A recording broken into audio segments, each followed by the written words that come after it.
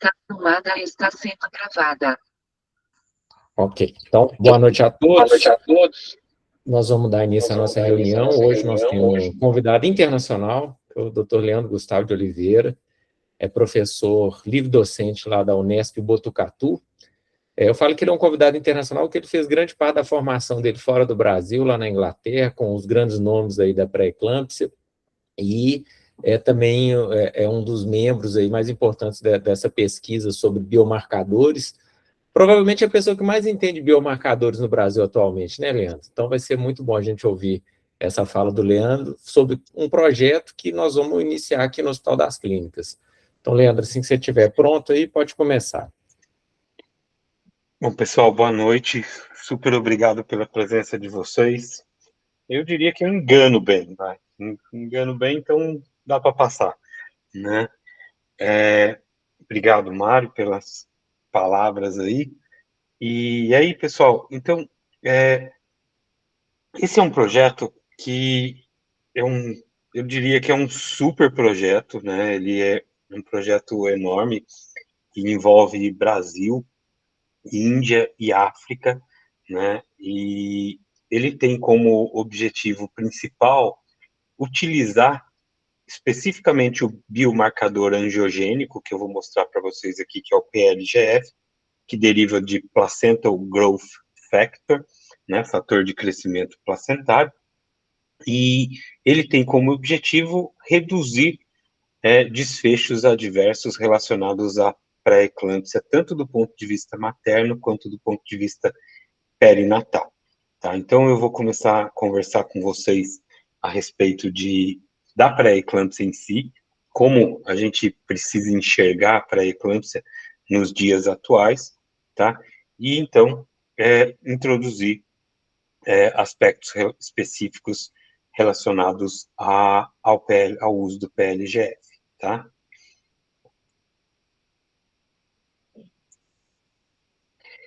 Então, vamos lá.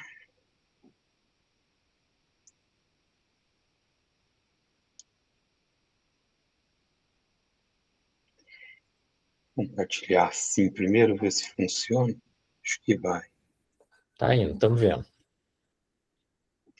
Tela inteira? Tá, tela inteira. Só clica naquele ocultar lá de baixo, ó, que fica melhor. Isso que eu estou tentar aqui.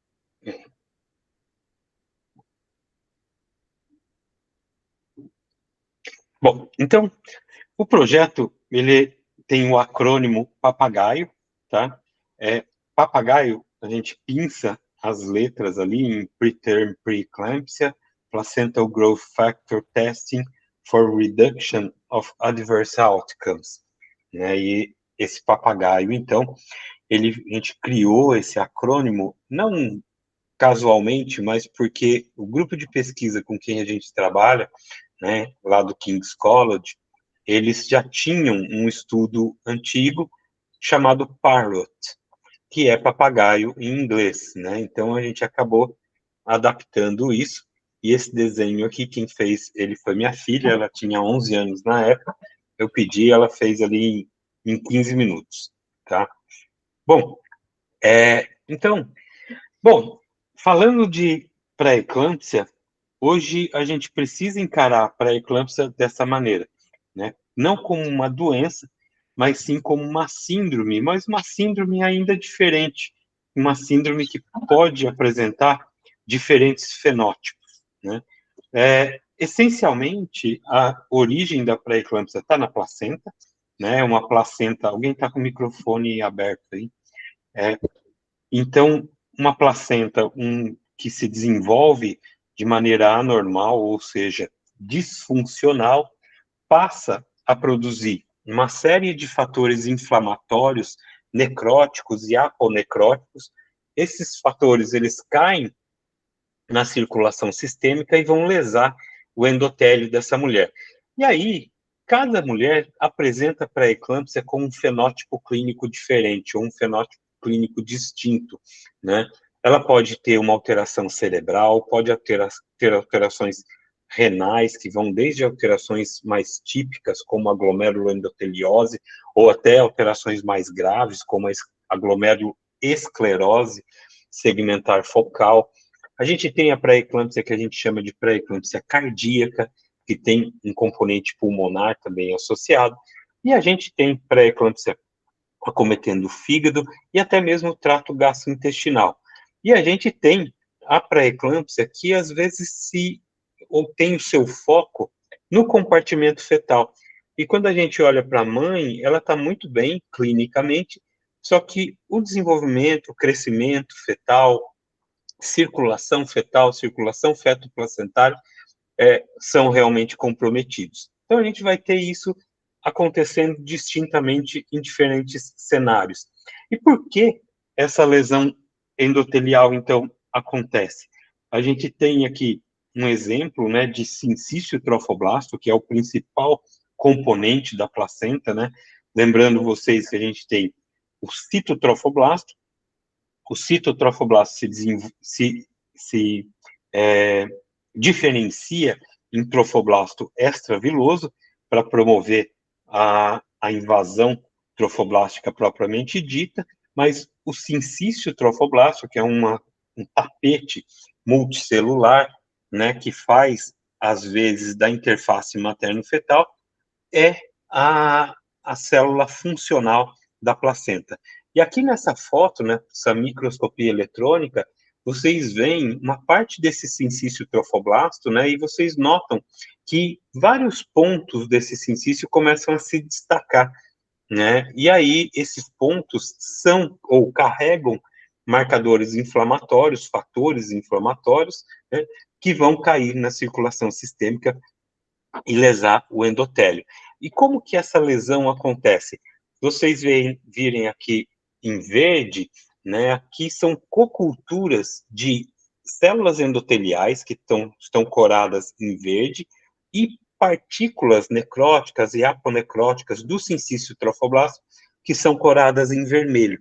E vocês veem aqui nessa figura C que há nitidamente uma célula endotelial fagocitando essas partículas inflamatórias. E esse processo faz com que as células endoteliais entrem também num processo disfuncional e percam a sua principal propriedade durante a gravidez, que é o quê? Promover a produção de fatores vasodilatadores, em especial o óxido nítrico e também as prostaciclinas, mas seguramente em especial o óxido nítrico, e aí então essas células endoteliais param ou perdem o seu potencial de promover a vasodilatação periférica, e essa mulher então evolui com um quadro de hipertensão arterial. Bom, e por que cada uma dessas mulheres apresenta um comprometimento diferenciado, ou o cérebro, ou o rins, ou o fígado? Porque, ainda que a gente pense nas células endoteliais como um tapete que reveste a nossa circulação, quando esse tapete, ainda que ele tenha propriedades muito parecidas em diferentes órgãos, muitas vezes a expressão desse endotélio no cérebro não é igual à expressão desse endotélio no glomérulo, não é igual no fígado, não é igual no coração e assim por diante. E aqui é um compilado de artigos apenas para mostrar para vocês que existe essa heterogeneidade, tanto do ponto de vista funcional, quanto do ponto de vista de resposta a diferentes agressões. Então, o endotélio, ainda que ele tenha várias características que compõem essas células, a expressão dele em diferentes locais pode ser diferente, e por isso essa mulher tem, então, diferentes fenótipos quando ela tem essa agressão, ou quando ela sofre essa agressão endotelial. Bom, pensando em pré-eclâmpsia, eu acho que todos vocês, desde que eu estou na minha formação, e eu já ensinei isso muito, a gente pensa em pré-eclâmpsia como uma doença um problema, melhor dizendo, que aparece após 20 semanas de idade gestacional, é caracterizado por elevação pressórica maior ou igual a 140 ou 90 milímetros de Hg, né? e possui o que a gente chama de comprometimento ou lesão de órgãos-alvos.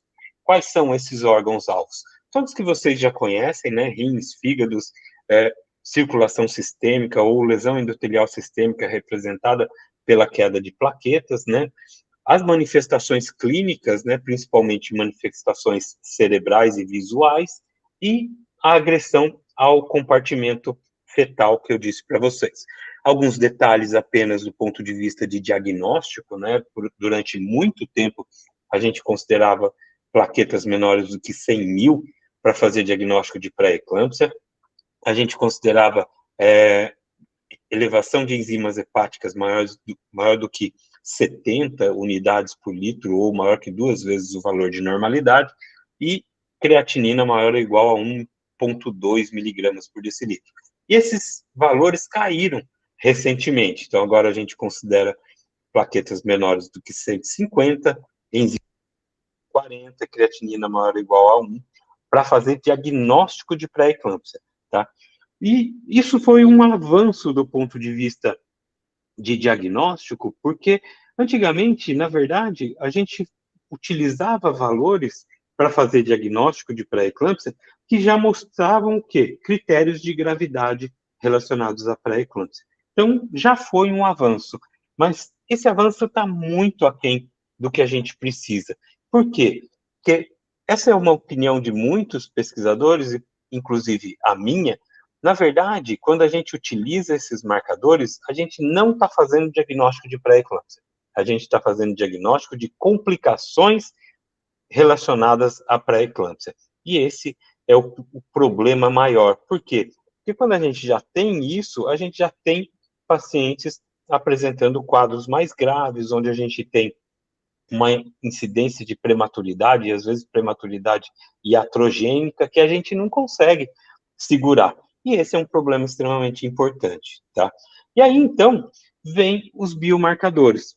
Em especial, eu quero mostrar para vocês aqui 2 biomarcadores. O primeiro deles, um fator, então, protetor, que é um fator angiogênico, representado pelo PLGF, Placental Growth Factor, que, na verdade, ele assume um papel dentro da fisiologia da gravidez que é muito semelhante ou praticamente igual ao papel do VEGF, que é um fator vasculoendotelial que todos nós conhecemos também, né? E a gente tem ainda o SFLT1, que a gente chama de soluble FLT. O que é esse soluble FLT? Ele nada mais é do que esse receptor aqui nessa célula endotelial, que está circundado aqui, esse receptor em azul, que ganha características solúveis. Então, aqui em azul, vocês veem o receptor, tanto para o PLGF quanto para o VEGF, na superfície ou no citoplasma celular, na membrana celular, melhor dizendo, tá? E aí, então, ele está onde? No seu local ideal, no seu local usual e pronto para desenvolver o seu trabalho, tá? O seu potencial angiogênico ali. E o soluble FLT, ele é, então, esse mesmo receptor com características solúveis. Ambos, tanto o PLGF quanto o soluble FLT, são produzidos pelo sincício trofoblasto. O PLGF tem como papel manter a homeostase endotelial sistêmica, proteger o endotélio contra quaisquer agressões que esse endotélio possa ter, tá? Enquanto que o soluble FLT tem um papel anti-angiogênico, tá?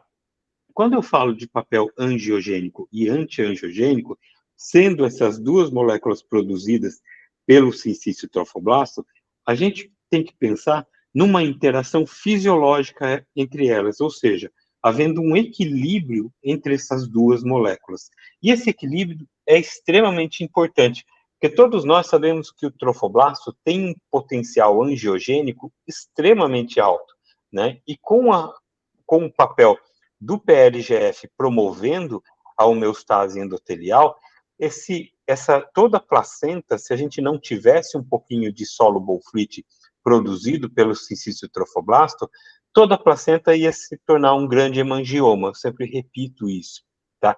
Então, um pouco de produção de soluble fluid e uma boa produção de PLGF são necessários para manter uma interface materno-fetal e uma circulação sistêmica adequada para toda a gravidez, tá? E olha o que acontece, então, do ponto de vista fisiológico. Esse PLGF vai lá e se liga ao seu receptor na célula endotelial e promove a homeostase do endotélio. E esse endotélio, então, continua podendo produzir prostaciclinas, óxido nítrico e assim por diante, tá? Agora, quando a gente tem a placenta disfuncional, a gente tem duas coisas acontecendo: um aumento na produção de soluble fluid e uma redução na produção de PLGF. E, além de ter uma redução na produção de PLGF, uma parte desse PLGF é sequestrado na circulação sistêmica pelo soluble fluid.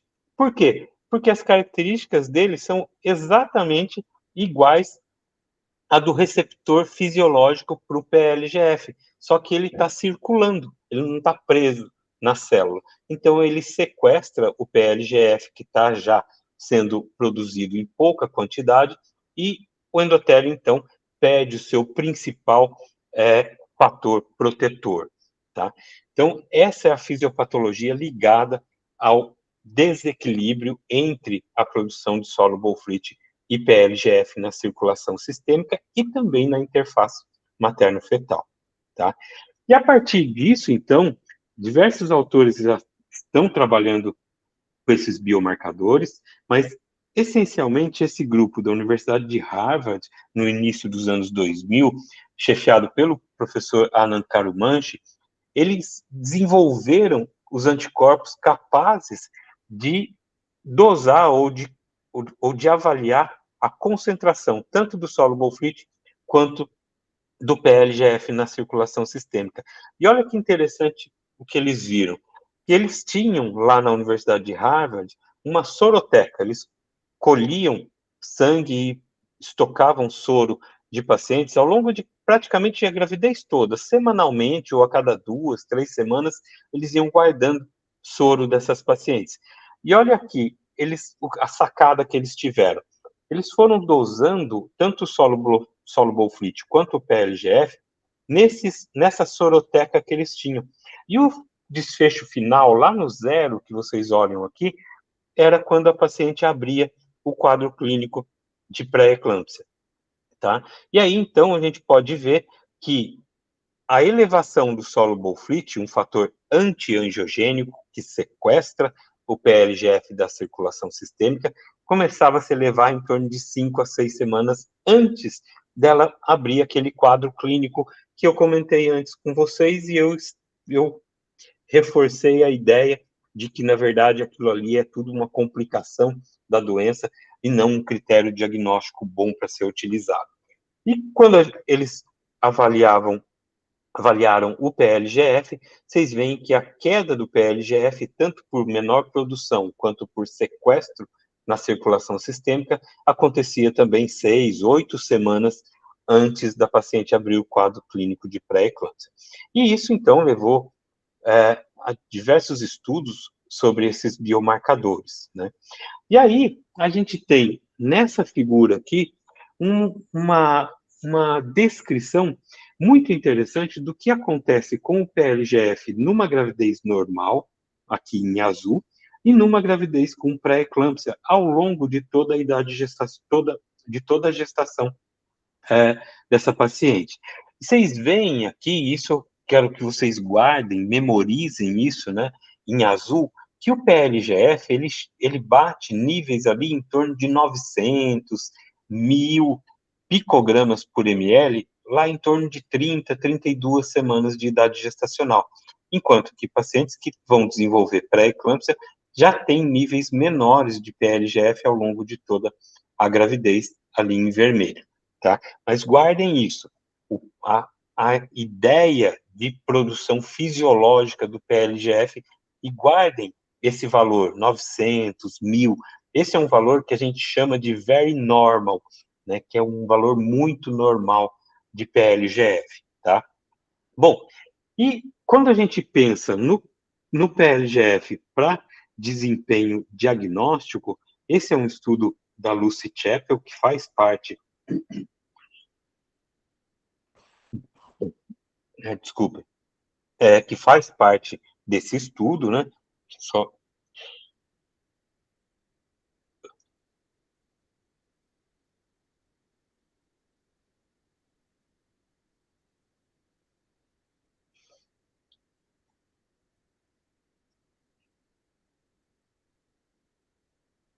E esse é um estudo da Lucy Chappell, então, já lá do início de 2013, 2012, né, quando ela demonstrou o papel do PLGF como um marcador diagnóstico de pré-eclâmpsia. E vejam só, em vermelho aqui, a gente tem uma curva ROC do PLGF, mostrando ali 87% de sensibilidade para diagnóstico da pré-eclâmpsia, tá? Quando ela comparou com pressão arterial sistólica, pressão arterial diastólica, ácido úrico, enzimas hepáticas e a própria proteinúria, né, o PLGF ele foi superior a todos esses marcadores no sentido de fazer um diagnóstico precoce de pré-eclâmpsia. Todos esses outros marcadores, eles levavam o diagnóstico de pré-eclâmpsia, mas de uma forma tardia, até mesmo os valores de pressão arterial. Então, ela já demonstrou isso lá em 2012, 2013, tá? Bom, e aí, como é o comportamento do PLGF quando eu tenho, então, uma paciente que eu estou suspeitando de pré-eclâmpsia ou acabei de fazer um diagnóstico de pré-eclâmpsia? Esse é um estudo que a gente desenvolveu também na população brasileira, o estudo PREPARE. Ele foi publicado em 2023, mas eu trouxe aqui para vocês, apenas para vocês verem ou entenderem o que vocês vão esperar de valores de PLGF quando vocês começarem a suspeitar de pré-eclâmpsia e essa mulher realmente acabar com o diagnóstico de pré-eclâmpsia. Na imensa maioria das vezes, a mediana do valor de PLGF, sempre em picogramas por ml, foi de 94 aqui nesse estudo, variando de 41 até 270. Ou seja, eu suspeito de pré-eclâmpsia e são esses valores que eu vou encontrar na maioria das vezes. O que eu quero dizer com isso? Se eu suspeitar de pré-eclâmpsia, vamos chutar aí 30 semanas de idade gestacional, e eu pego um PLGF de 900, não é pré-eclâmpsia. Nossa, Leandro, mas ela tem um 13/9 de PA e tem uma proteinúria, uma relação proteína-creatinina positiva. Puxa, eu vou pedir para vocês interpretarem esse valor, aprenderem a seguir essa paciente, olharem para o que acontece com essa paciente, porque muito provavelmente não é pré-eclâmpsia. Nossa, mas eu sempre aprendi que pré-eclâmpsia era 140/90 e proteinúria, um dos critérios diagnósticos. Por que essa mulher não é pré-eclâmpsia? Eu confesso que eu não sei, tá? Mas seguramente ela não está abrindo um quadro ou um fenótipo de pré-eclâmpsia que vá evoluir para um quadro grave nas próximas 4 semanas, nas próximas 6 semanas, mas seguramente nas próximas 4 semanas. Então, a ideia aqui é vocês interpretarem e aprenderem com cada valor que vocês virem para suas pacientes. Esse é um estudo que foi publicado em 2022 de um grupo da Austrália, né, e eles demonstraram aqui não apenas valores para diagnóstico de pré-eclâmpsia, mas também quais valores seriam mais associados a pacientes com pré-eclâmpsia com critérios de gravidade. E aí eles demonstraram aqui uma mediana de 41 picogramas por ml, tá? Então, o que significa encontrar uma paciente com 94 picogramas por ml? O que significa encontrar uma paciente com 41 picogramas por ml? Isso vocês vão ver na prática clínica, porque da mesma forma que a gente aprendeu durante muito tempo a lidar com o valor de creatinina, com o valor de plaquetas, é preciso que a gente aprenda a lidar com diferentes valores de PLGF também, tá? Bom, então, finalizando essa parte de fisiopatologia, esse é o principal grupo relacionado ao papagaio, né? E aí a Lucy Chappell aqui em cima, eu repito isso sempre, para mim, a pessoa que mais sabe pré-eclâmpsia no mundo hoje em dia. Aqui o Andrew Shannon, com essa camiseta vermelha aí, a Alice, a loira, e a Louisa, que são eu diria, a força motriz do estudo lá tanto na África quanto na Índia. Aqui uma foto deles em Ribeirão Preto, quando eles visitaram, né? E os centros participantes aqui no Brasil, que são Ribeirão Preto, Botucatu, a minha faculdade, a Unicamp, a Universidade Federal de Pernambuco, a Universidade de Brasília e vocês, tá? Então, nós formamos 6 centros aqui no Brasil, né? E os principais países na África são Serra Leoa e Zâmbia e a Índia, tá? Bom, então aqui só para caracterizar o estudo como um estudo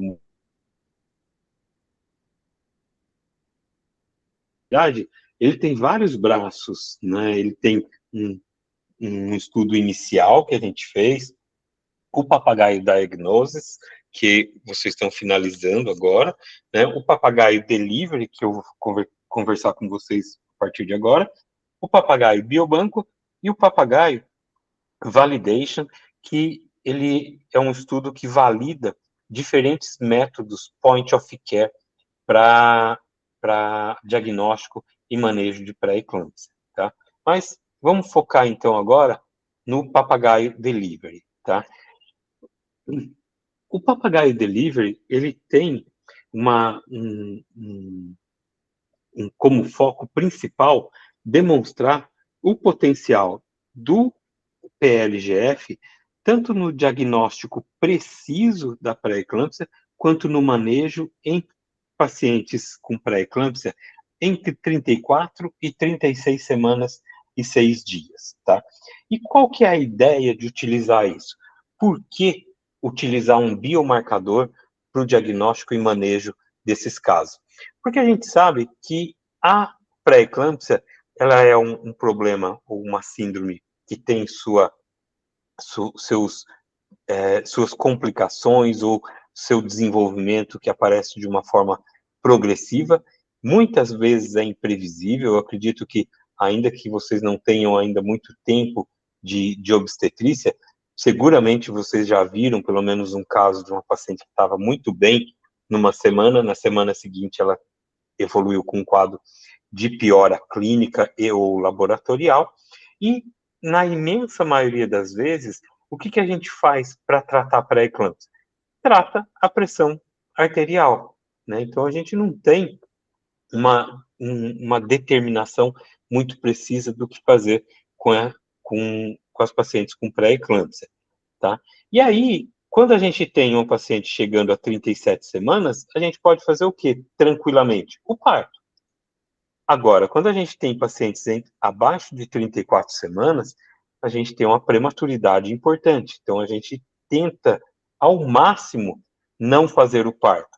Mas existe esse grupo aqui, entre 34 e 36 semanas e 6 dias, que vai ser, então, nosso foco para o papagaio delivery. Porque a gente não sabe se a gente está fazendo o certo, determinando uma conduta expectante para muitos casos, ou às vezes até uma conduta ativa para diversos casos, tá? E por que a gente não sabe disso?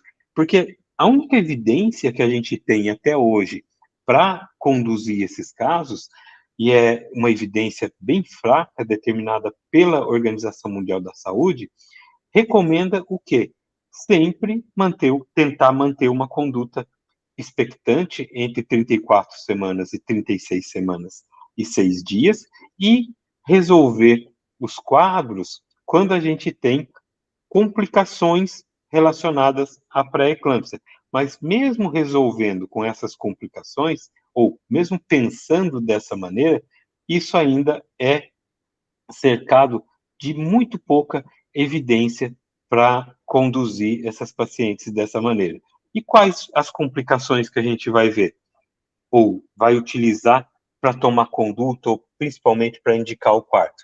Quando a gente tem pacientes com dificuldade para o controle da pressão arterial, né, principalmente utilizando 3 medicações em dose máxima e mantendo ainda uma elevação da pressão arterial, isso é extremamente importante, porque ela corre um risco muito grande, tanto de complicações maternas quanto perinatais. Quando a gente tem uma deterioração visível, tanto do ponto de vista de função renal, quanto do ponto de vista de função hepática, quando a gente tem uma paciente convulsionando, é claro, né, tem uma paciente com 35 semanas e tem um quadro de eclâmpsia, a gente não vai esperar mais nada para fazer esse parto. Quando ela evolui com um quadro de HELP síndrome, um descolamento prematuro de placenta, e quando a gente tem comprometimentos importantes na vitalidade fetal, quando a gente não consegue garantir a vitalidade fetal. Então, esse é um pensamento muito simplista. E, na verdade, a gente está resolvendo quando? Quando a paciente já está complicando muito, né? E esse é um ponto extremamente importante para a gente pensar. Será que a gente está esperando demais para indicar esse parto? Ou será que eu estou indicando um parto num melhor momento? Esse é o grande ponto de interrogação para o papagaio delivery, tá? E aí, algumas evidências passaram a ser apresentadas recentemente. Esse é um estudo do grupo da Lucy e do Andrew, né, que eles desenvolveram também na África, tá? Desculpe, esse é um estudo na Inglaterra, em Londres, propriamente dito, tá? Onde eles faziam o quê? Eles pegavam pacientes entre 34 e 36 semanas e 6 dias e meio que randomizavam ou jogavam o dado para cima e diziam, e essa randomização selecionava pacientes para fazer o parto, pacientes para conduta expectante, ou seja, manejo expectante até 37 semanas, tá? Ou seja, não tinha nenhum marcador, nenhum exame laboratorial para determinar se o parto ia ser feito ou se a conduta expectante seria tomada, tá? E o desfecho primário foi uma composição materna, foi uma composição de morbidade materna, e todos nós já conhecemos, né? São morbidades importantes relacionadas à insuficiência renal, a edema agudo de pulmão, a crise hipertensiva, acidente vascular cerebral e assim por diante, tá? E como desfecho primário perinatal, né, uma composição de óbitos neonatais nos primeiros 7 dias após o parto e óbitos perinatais que podem acontecer antes de 28, a partir de 28 semanas até 28 dias após o parto, e internação em UTI neonatal, tá? Então, o que eles demonstraram como resultados? Do ponto de vista de comparação entre a conduta expectante e a determinação do parto, lembrando que esse parto seria feito em até 48 horas após essa randomização, houve uma redução nos desfechos maternos de morbidade, tá? Eles demonstraram isso claramente. Mas isso a gente até já sabe, e a gente às vezes até brinca, que se a gente fizer isso, né, de alguma forma, a gente reduz complicações maternas. Por quê? Porque quando eu faço parto, eu transformo a pré-eclâmpsia num problema um pouco mais fácil de ser conduzido, tá? Mas, do ponto de vista perinatal, houve um aumento na incidência ou na admissão de recém-nascidos em unidades de terapia intensiva, tá? Então, esse desfecho foi inverso. Uma vez que a gente teve um benefício materno, a gente teve uma piora no desfecho perinatal do ponto de vista de admissão em UTI neonatal, e isso tem que ser valorizado porque fazia parte do desfecho primário no estudo, tá? Bom, agora, eu disse para vocês que aquele estudo foi feito no Reino Unido, em Londres. Poxa, será que aumentar o número de recém-nascidos admitidos em unidade de terapia intensiva neonatal é um grande problema para um país de alta renda? Lembrando que não houve nenhum desfecho adverso relacionado a essa admissão.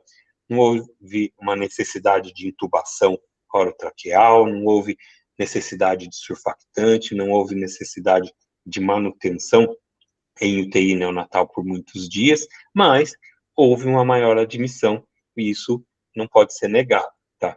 Agora, o que eles fizeram? Bom, aqui a gente tem um estudo num país de alta renda. Vamos fazer esse mesmo estudo num país de baixa renda. E aí eles escolheram Índia e Zâmbia para correr esse outro estudo, que foi chamado de Cradle-4, né?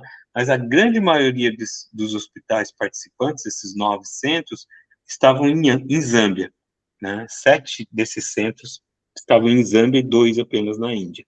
E a população de estudo, então, foi de novo pré-eclâmpsia entre 34 e 36 semanas e 6 dias, né? E aí, então, uma coisa que eles mudaram para avaliação do desfecho, dos desfechos primários, tanto maternos quanto perinatais.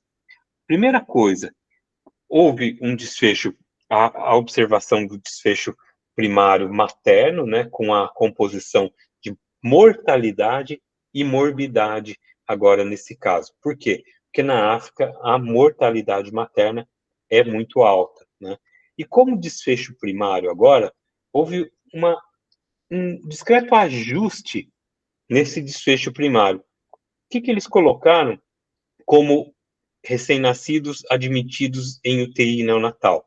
Recém-nascidos que eram admitidos em UTI neonatal por mais de 48 horas, o que foi talvez uma falha no primeiro estudo, que era apenas de entrar ou ser admitido na UTI neonatal. Então, às vezes, só por ser prematuro, já é critério de ir para a UTI neonatal para uma observação por 24 horas, por exemplo, né? Então, essa que foi a grande sacada nesse desfecho perinatal primário, tá? Bom, e aí, então, para mostrar para vocês, eu acho que isso é um foco interessante, porque vocês vão passar a vivenciar isso, aqui uma ideia de como foi a distribuição dos grupos, né, de idade gestacional entre 34 e 35, 35 e 36, 36 e 37. E vocês veem que tem uma certa similaridade entre os dois grupos, com parto planejado e conduta expectante. Mas uma maioria dos casos já tinham pelo menos 36 semanas, né? Então, quando a gente olha a média da idade gestacional em que o parto foi indicado no grupo parto planejado, vocês veem aqui que a idade gestacional foi de 35,7 semanas, enquanto na conduta expectante, a média da idade gestacional dessas pacientes foi de 35,6, ou seja, não é muito prematuro, não é muito perto das 34 semanas, o que a gente mais vai ver na prática clínica, tá? E aí, então, do ponto de vista de momento do parto, vejam que no grupo parto planejado, o parto aconteceu cerca de 3 dias após o início dessa determinação.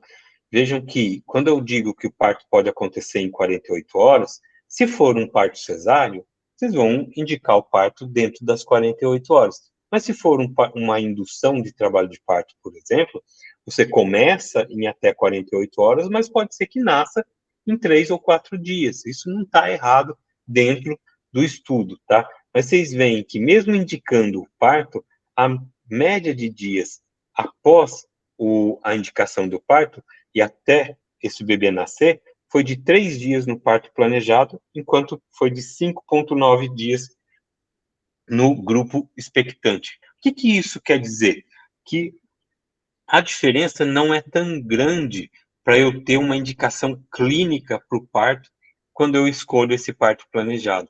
E isso é uma coisa que nos tranquiliza. Por quê? Porque realmente, se eu estou fazendo um diagnóstico correto de pré-eclâmpsia, é bem provável que elas tenham uma piora clínica ou laboratorial nos próximos dias, tá?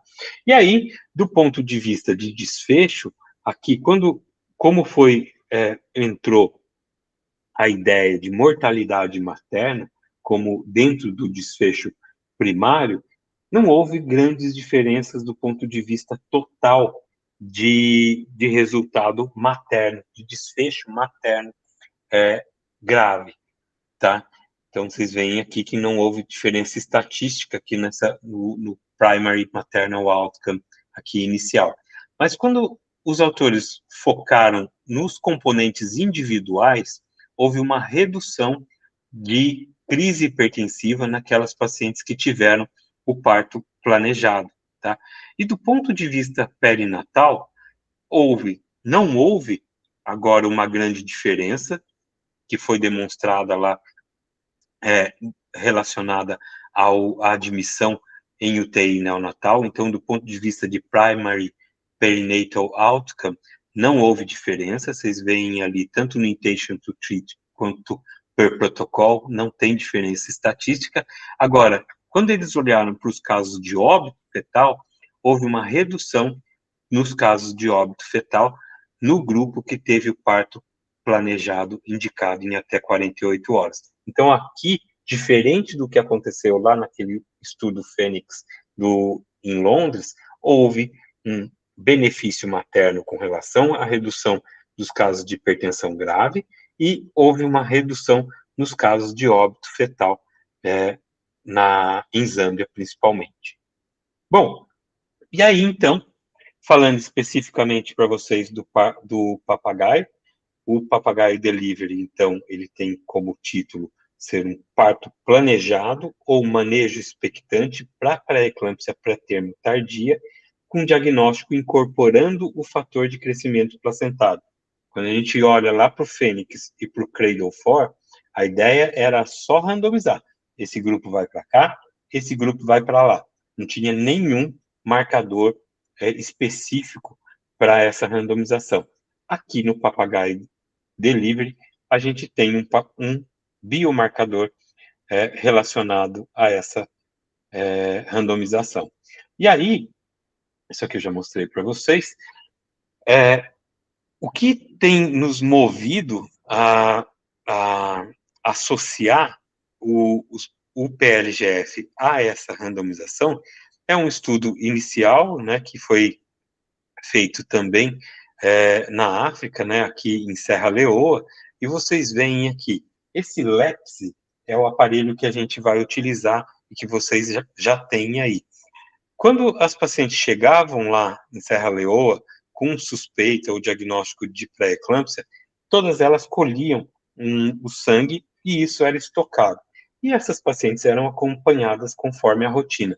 E vocês veem que todas as pacientes que chegaram com suspeita ou diagnóstico recente de pré-eclâmpsia, mas tinham um PLGF normal, que aqui a gente vai agora chamar de PLGF maior ou igual a 100 picogramas por ml, nenhuma delas evoluiu com óbito ou eclâmpsia.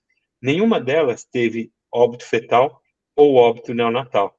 Agora, aquelas que tinham um valor super anormal de PLGF, que a gente vai chamar aqui agora de PLGF menor do que 12 picogramas por ml, uma em cada 5 dessas mulheres ou morreram ou tiveram eclâmpsia. 1 em cada 2 desses fetos ou morreram ou tiveram um óbito neonatal, E do ponto de vista de decisão para o parto, se as mulheres tinham um PLGF normal naquele momento, a média entre todos os clínicos para indicar o parto, a média de dias, foi de 22 dias no PLGF normal e 3 dias no PLGF muito anormal, menor do que 12. E essa é uma informação extremamente importante que mostra o potencial desse PLGF para a gente tomar decisão e evitar esses desfechos adversos. E aí, então, eu vou só finalizar agora para vocês, né, com esse esse estudo, essa meta-análise que foi publicada recentemente, desculpe, cliquei sem querer aqui, que compara, então, o parto planejado versus conduta expectante nas mulheres com pré-eclâmpsia a partir de 34 semanas. E tem 2 desfechos que eu quero mostrar aqui para vocês, que são justamente uma composição de mortalidade materna e morbidade materna, né, onde a gente tem uma redução desses desfechos nas pacientes que tiveram o parto planejado indicado, e lá embaixo, com relação à admissão em UTI neonatal, não houve diferença entre esses 2 grupos, tá? Mas isso, lembrando, são estudos que foram compilados, né, nessa revisão sistemática, que não utilizavam biomarcadores ou quaisquer exames para tomar essa decisão. E, por fim, então, falando do protocolo do PLGF, do Papagaio Delivery, a gente tem pacientes com pré-eclâmpsia entre 34 semanas e 36 semanas e 6 dias. E aí, vou colocar um ponto aqui para vocês. Vocês recebem uma paciente, ela está com 33 semanas de idade gestacional e ganha o diagnóstico de pré-eclâmpsia. Se ninguém indicou o parto até ela entrar, ou até ela bater 34 semanas, ela é elegível para o estudo, tá? Você não precisa admitir essa paciente entre 34 e 36 semanas e 6 dias. Você pode admitir essa paciente antes, e quando ela entra com 34 semanas, ela é elegível. A gente precisa de 630 pacientes em cada braço, né? Os locais eu já mostrei para vocês, e os desfechos primários vão ser os desfechos maternos, incluindo morbidade e mortalidade, e aqui um desfecho adicional, que é o desfecho relacionado à crise hipertensiva. Esse tamanho amostral, ele contempla a avaliação simples de crise hipertensiva também entre essas pacientes. E quanto aos desfechos perinatais, óbito fetal ou óbito neonatal precoce, acontecendo até 7 dias, tá? Bom, esse é o protocolo, esse é o algoritmo desse protocolo, né? E vocês veem aí, então, quem eu quero? Pacientes com hipertensão arterial e idade gestacional entre 34 semanas e 36 semanas e 6 dias, tá? O que eu preciso aqui? Que essa hipertensão seja confirmada. Ou seja, eu recebo uma paciente referenciada por ter feito 150 por 100 numa unidade primária ou na casa dela, e ela chega no hospital, na maternidade, e eu realmente confirmo essa hipertensão arterial. Ela não precisa ter os mesmos 150 por 100, mas ela vai ter o seu 140 por 90, seu 130 por 90, né? O que eu não posso ter? Pacientes que são referenciadas com uma pressão arterial, uma hipertensão arterial, melhor dizendo, e chegam no hospital, na hora que você vai avaliar a paciente, já está com 120 por 80, 110 por 70, às vezes. Ou seja, é possível que essa avaliação não tenha sido correta. Então, a gente precisa confirmar a hipertensão. Uma vez que a gente confirma a hipertensão, ela vai ser randomizada e ela pode ter, então, um PLGF menor do que 100 ou maior ou igual a 100. Menor do que 100, a gente vai orientar o parto em até 48 horas. Maior ou igual a 100, ela vai seguir no protocolo usual, como vocês sempre fizeram. E um outro grupo controle vai ser randomizado para não dosar o PLGF. Vocês guardem isso que eu vou falar para vocês. Em muitos casos, a partir do momento que vocês ganharem familiaridade com esses resultados, vocês vão falar, puxa, eu queria tanto que essa paciente tivesse sido randomizada para dosar o PLGF. Isso seguramente vai acontecer, tá? Bom, isso que eu tinha para apresentar para vocês, eu queria muito mesmo que vocês tivessem diversas perguntas a partir de agora. Obrigado, Leandro. Acho que sua apresentação foi muito clara, e eu queria só ressaltar isso aí para todo mundo que está assistindo, que dá plantão lá no hospital. que é uma mudança de paradigma. A gente não vai tomar a conduta baseada na clínica, ou também vai tomar a conduta baseada na clínica, mas nós vamos tomar a conduta muitas vezes baseada só no resultado de um exame alterado, que é um exame que a gente não está acostumado a lidar com ele. Mas o que a gente precisa, então? Que vocês que estão lá na linha de frente no plantão, sempre chegar uma paciente com essas condições que o Leandro falou, entre 34 e 37 semanas, com suspeita de pré-eclâmpsia, com hipertensão, com a pressão maior que 140/90, que não tiver indicação de interrupção imediata, vocês avisem a gente, pode mandar mensagem direto para mim, que eu entro em contato com o pessoal da pesquisa. A Amanda, eu acho que está aqui no grupo também, que é a bioquímica, a biomédica, que vocês já viram lá no plantão, que de vez em quando ela está lá acolhendo os casos. Então, vocês avisam para a gente e a gente vai fazer essa busca das pacientes e ver se elas topam entrar na pesquisa e incluir, caso elas concordem, né? Então, fiquem atentos e passem para a gente esses casos para que eles possam ser incluídos. Bem, alguém tem alguma dúvida específica aí, ou da aula do Leandro, ou do protocolo em si?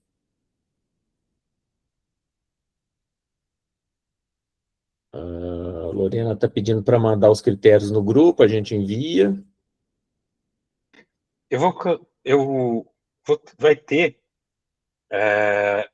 uma planilha, né, já bem mostrando para você, direcionando ali como vocês confirmam um diagnóstico e qual é a conduta estabelecida para aquela paciente, tá? Então, tudo isso vocês vão receber. Vocês não precisam se preocupar muito com todos os critérios, vocês têm que lembrar isso. Eu vou mandar, mas vocês têm que lembrar isso. Entre 34 e 37 semanas, pressão maior que 140/90, desde que ela não esteja convulsionando, com HELP síndrome, ou sintomas muito intensos que tem que interromper imediatamente, a gente vai tentar incluir na pesquisa. É só avisar que a gente tenta incluir. Alguma dúvida, gente? Todo mundo entendeu tudo? Eu acho que todo mundo entendeu sua aula bem, Leandro. Ninguém ficou com dúvida nenhuma. Ou então estou querendo ver jogo da Copa, né? Estou querendo ver jogo da Copa já. Laura quer fazer uma pergunta. Pode fazer. Ei, Leandro, tudo bem? Boa noite. Oi, Laura. Obrigada pela aula, foi muito boa. Eu tô com uma dúvida, porque eu já vi, assim, questões sobre o PLGF ser mais... uma acurácia melhor, assim, né, na pré-eclâmpsia precoce. Mas por que na pré-eclâmpsia mais tardia, esse marcador vai ser tão diferente, assim, da precoce? Boa sua pergunta. Na verdade, o que a gente tem nestes cenários, né? Quando a gente divide pré-eclâmpsia precoce e pré-eclâmpsia tardia, essa é uma definição que ela beira uma definição arbitrária, tá? E agora, muitas vezes, você não vai ter essa definição feita com acurácia, como você disse, tá? É impossível você dizer se essa pré-eclâmpsia está começando com 35 semanas ou ela começou com 32, com 33, com 31, e ela está chegando para mim com 35. Entendeu onde eu quero chegar? Isso essa definição em precoce e tardia, ela não é real, né? Ela é uma questão temporal. Se a mulher ficar 4 semanas sendo vista numa unidade básica de saúde lá a partir de 31 semanas e ela não for referenciada para mim, né, e ela só for referenciada com 34 semanas e 2 dias, teoricamente ela vai ganhar um diagnóstico de pré-eclâmpsia tardia, porque é naquele momento que eu estou fazendo o diagnóstico. Mas, na verdade, a origem dela foi muito antes disso, entendeu? Então, essas pacientes que a gente tem aqui com PLGF menor do que 100 para 34 semanas, 35 semanas, Na verdade, a gênese da pré-eclâmpsia já começou muito antes disso. Seguramente, se eu rastreio, se eu acompanho essa minha paciente de maneira horizontal e acompanho bem, e eu juro por Deus que essa paciente está começando a elevar a pressão arterial dela com 35 semanas de idade gestacional, e esse é um diagnóstico correto, provavelmente ela não vai ter PLGF alterado. E este é o cenário, um cenário mais interessante que a gente pode ter, colocando o PLGF nesse contexto que você colocou. Por quê? Porque quando eu tenho um PLGF menor do que 100 e eu indico o parto, eu indico baseado nessa fisiopatologia que está correndo há muito tempo, porque ele não era para ele ser menor do que 100. Lembra lá quando eu mostrei que ela bate 32 semanas com 900, com 1000 de PLGF? Então, se eu tenho menos do que 100, está muito longe desse 1000, tá? Agora, se eu tenho uma paciente com 200 de PLGF e ela está abrindo um quadro de hipertensão mais proteinúria que seja, na verdade, esse 200 me faz o quê? Me proporciona o quê? Evitar o parto iatrogênico dessa mulher. Da mesma forma, então, que a gente indica com PLGF baixo, a gente não indica com PLGF alto, tá? Então, esse é um detalhe extremamente importante desse exame.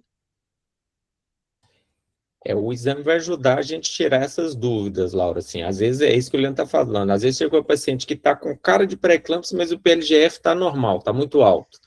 Aí você, às vezes uma manifestação, uma hipertensão transitória, alguma coisa que não é um quadro gripal, né? Tipo o Covid, subia a pressão e depois voltava ao normal. Então, o que o Leandro está querendo dizer é que a gente pode ficar tranquilo nesses quadros de pré-eclâmpsia alto, de PLGF alto, e ficar preocupado quando ele está muito baixo, né? Quanto mais baixo tiver pior. Então, é isso que eu falo que é uma mudança de paradigma. A gente vai basear menos na clínica e mais no resultado do exame. Lógico que, se ela tiver uma clínica muito expressiva, assim, a gente vai continuar usando a clínica, mas se ela tiver esses casos duvidosos, é que o exame vai ser mais importante. Eu achei que ela fosse perguntar mais alguma coisa. E aí, então, finalizando esse contexto, o que eu queria dizer para vocês? Quando a gente vê esses estudos que mostraram o papel do PLGF ou dos biomarcadores, até da razão soluble free PLGF abaixo de 35 semanas, né? O que eles trazem de errado? Eles colocam como gold standard para fazer diagnóstico de pré-eclâmpsia as pacientes apresentando hipertensão arterial e disfunção de órgãos-alvo. Aqui, como o Mário disse, a gente está fazendo uma quebra de paradigma. A gente não vai mais assumir que pré-eclâmpsia é hipertensão mais lesão de órgão-alvo. A gente vai assumir que pré-eclâmpsia é hipertensão com desequilíbrio angiogênico. Esse que é o detalhe. E esse que é o erro de todos os estudos que mostram o papel do PLGF, dos biomarcadores, como sendo mais importante em idades gestacionais mais precoces. Beleza, gente. Alguém mais? Bom, se ninguém tem mais dúvidas, eu vou agradecer o professor Leandro, falar que a gente está... Espera aí, professor Mário. O professor Caio, que é um professor novo, ele está muito interessado nessa área, ele está aí coçando, ele já me mandou 3 mensagens aqui, ó, perguntando se ele poderia fazer a pergunta dele. Inclusive, o Caio ele já foi convidado para entrar no estudo, professor, ele já está oficialmente convidado. Então é por isso que ele está fazendo querendo fazer pergunta. Professor Caio. E professor Leandro, professor Mário, a gente participou da reunião há 2 semanas no congresso, né? Então, minhas dúvidas eu consegui tirar todas na nossa reunião. Ele já fez as perguntas pessoalmente, professor, por isso que ele está caladinho. Professor, eu tenho uma dúvida, posso perguntar, por favor? Adriana. Doutora Adriana é a atual coordenadora da ginecologia lá do Hospital Leandro, então pode Pode falar, Adriana. Obrigada, professor Leandro. Eu fiquei com uma dúvida seguinte, esse marcador ele pode alterar em comorbidades que tenham alterações de vasculites, lúpus, por exemplo? Pode ter uma alteração também? Excelente sua pergunta. Não, né? E, inclusive, ele pode ser utilizado como critério para diagnóstico diferencial. Você tem, por exemplo, uma paciente abrindo um quadro de nefrite lúpica, né? Ou evoluindo com a piora de uma nefrite lúpica, e é assim que joga a primeira pedra aquele que não tem dúvida se é uma nefrite lúpica mesmo, ou é uma pré-eclâmpsia, né? Quando a gente dosa esse biomarcador, você consegue discernir muito bem entre a nefrite lúpica ou o quadro clínico relacionado ao lúpus da pré-eclâmpsia. Eu tive uma paciente, eu sempre falo dela, né, ela chegou, ela tinha um lúpus, ela evoluiu para um quadro de nefrite lúpica, ela já estava em diálise, e ela chegou, no meio do ano passado, ela já fazia diálise, aí ela chegou com 170 por 110 de pressão arterial, 120 de pressão arterial, né, uma bruta crise, bruta cefaleia e tal, com 32 semanas de idade gestacional. Ela, dialisando, o pessoal fez a dose de ataque do sulfato de magnésio e até colocou a dose de manutenção. Aí eles pediram o PLGF, ela veio com um PLGF de 1.800. O que eles fizeram? Tiraram o sulfato e foram tratar a hipertensão dessa mulher. Então, ou seja, a gente reduziu o risco dela fazer uma toxicidade pelo magnésio e tudo mais, que acontece nessas pacientes em diálise, né? Obrigada, Ok. professor. Mais alguém, gente? Oi, boa noite, sou eu. Eu deixei uma pergunta nos comentários. Primeiramente, obrigada pela aula. Eu queria entender por que a dosagem do PLGF e não da Soluble Fit, que aí, no caso, ela é um antagonista também do PLGF. Então, isso não poderia ser um preditor nesse sentido de redução do PLGF? A sua pergunta é ótima, tá? Acho que entender até a fisiopatologia relacionada ao soluble fit e ao PLGF é muito bom. Se a gente puder fazer isso, ótimo. O grande lance é que naquele estudo Prepare até a gente viu isso também, inclusive a gente está agora finalizando para submeter uma análise secundária do Prepare, a gente vê que não tem diferença se você utiliza só o PLGF ou o Soluble Fit com o PLGF. Não dá para usar o Soluble Fit sozinho no momento. Ou você faz a razão, Soluble Fit PLGF, ou utiliza só o PLGF, tá? E aí, quando você utiliza só o PLGF, você corta os custos pela metade, tá? O que você ia gastar de R$300 de custo, por exemplo, para um teste desse, você gasta R$100, entendeu? Então, o custo é bem menor e a sensibilidade, especificidade é a mesma. Então, não tem necessidade da gente dosar o Soluble Fit nesse momento. Futuramente, o que a gente tem aí num cenário de tratamento de pacientes com pré-eclâmpsia para o futuro? Um arsenal, né, de tanto relacionado a plasmafere para remover o soluble fit da circulação, quanto para reduzir a produção desse soluble fit, bloqueando alguns exons desse soluble fit. Isso é um cenário para o futuro.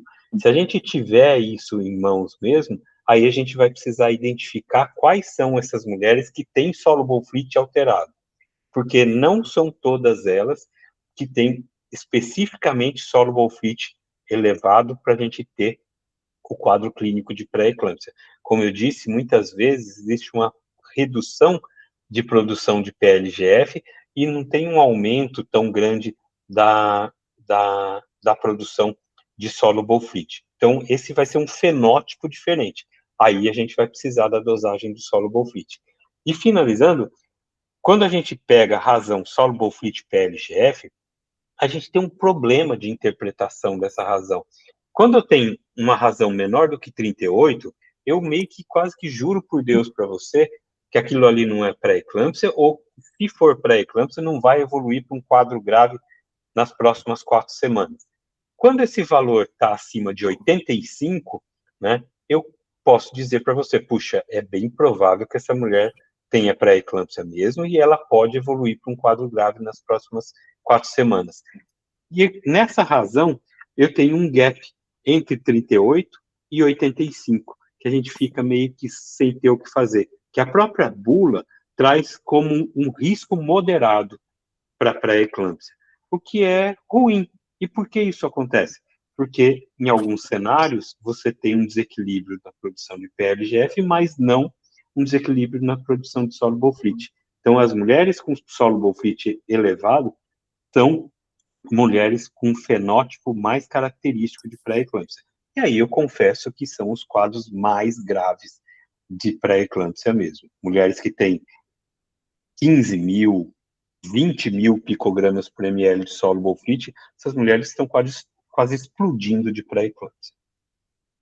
E tem outro aspecto, né, Leandro? É que é o seguinte, você me corrija se eu estiver errado, mas o soluble fit eu acho que não tem teste point of care. A gente está desenvolvendo um agora, né? A própria Roche tem um investimento da Fundação Bill e Melinda Gates, e a gente está tentando validar esse point of care, mas realmente até o momento não tem. Então, Lorena, esse aparelho que a gente tem disponível lá no hospital, ele mede só o PLGF e é feito lá quase que à beira-leito, não é exatamente à beira-leito, mas quase que à beira-leito. Então, a gente tem um resultado rápido. E o S-Flit, no momento, a gente teria que mandar para o laboratório processar, até que esse aparelho que o Leandro falou fique pronto, né, fique validado. Tá certo, obrigada. Bom, Leandro, acho que agora deu tempo para a gente não estender demais, então agradeço mais uma vez e peço que todo mundo fique atento e entre em contato com a gente aí quando tiver as pacientes com critérios. Obrigado a todos e boa noite. Mário. Gabriel, nosso coordenador. Oi, professor, escutando aqui. O rito, professor, isso aqui a gente vive de universidade, a gente vive de ritos. O senhor é o coordenador da nossa reunião. Agradeça e convide para as próximas. Faça o seu comercial, professor. O professor Mário está falando, professor.